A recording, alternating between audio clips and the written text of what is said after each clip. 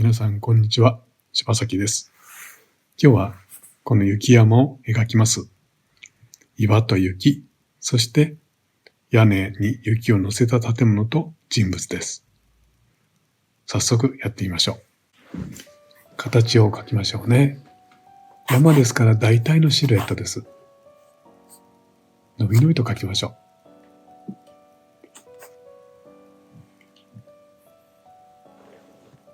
ざっと形をつかむ。そして手前の建物と人物をここに配置しましょうね。後ろに雪をかむった木を描きます。では塗ってみます。まず雪の部分ですね。明るいブルー系の感触でざっと全体を塗っていきます。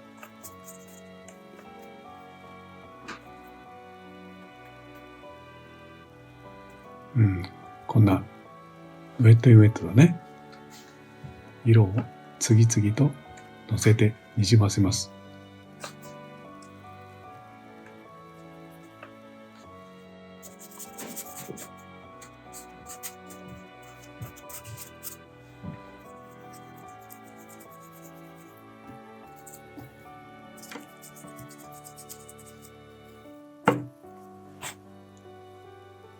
手前のブルーは少し強くしましょう。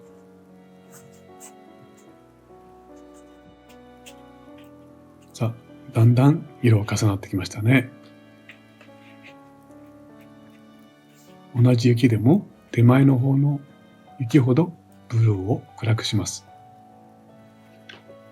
遠くの山のこの側面ですね。ここを描き加えましょう。さて、次は空ですよ。ここも大きく描きましょうね。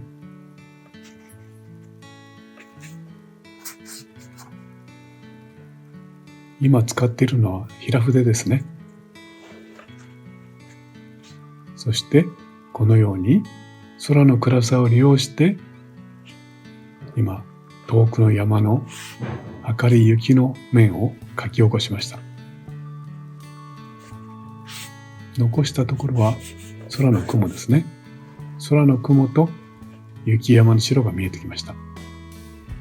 同じ考えで手前の山の白い雪山も描き起こします。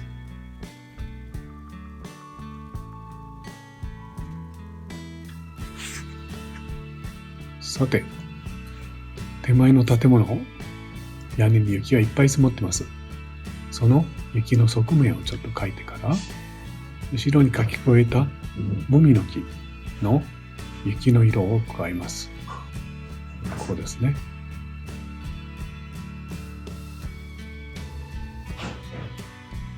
さあ、ここら辺は思いっきり鮮やかな色を使いましょうね。これはオペラピンク、そしてその他の赤を混色します。人物もこのくらいはっきりした色が欲しいですね。それでは今度は岩山のこうですね。岩の色ですよ。ドライブラシを利用して一気に描いていきましょうね。こんな感じです。筆圧を軽くしてザラザラっと描きます。でも雪を残すことを忘れないでくださいね。今度はナイフで少し引っかいて、さらに岩の材質感を表現します。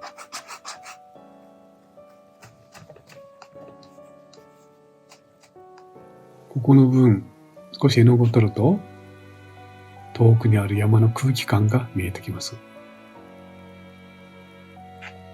さあ、こんな雰囲気ですね。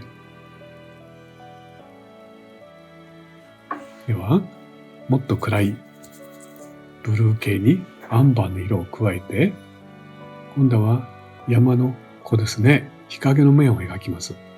ここをしっかり描くと、山の立体感と存在感が強まります。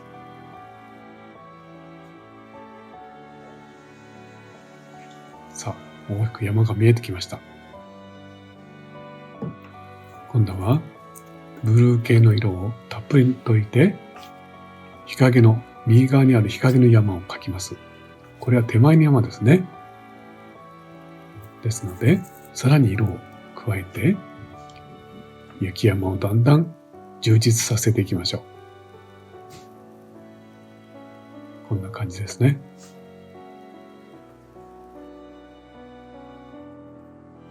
さあ、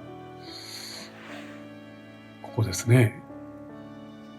この針葉樹の雪を残して暗い葉っぱを描きます。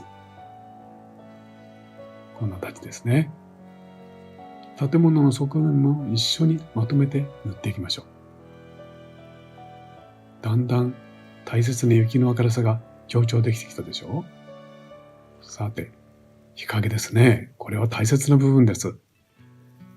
しっかりと、でも単純化した大胆なタッチで描いていきます。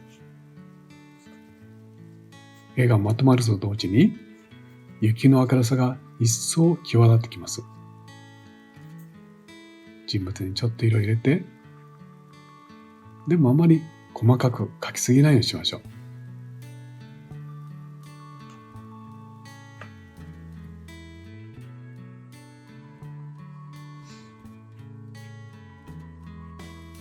ちょっとこんな感じですね。さあ、遠くにいる人物もシルエットで、簡単なタッチで暗示する程度ですね。遠くの森を少し描くと一層距離感が見えてきます。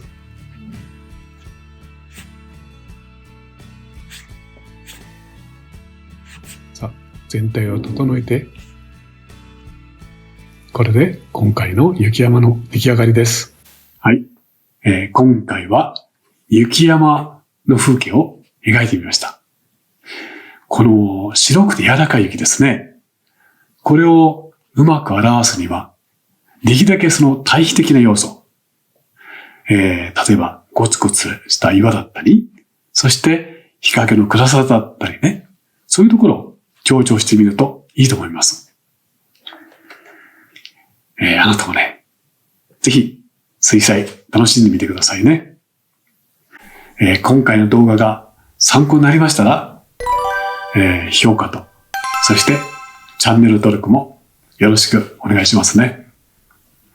最後まで見てくれて本当にありがとうございました。それではまた。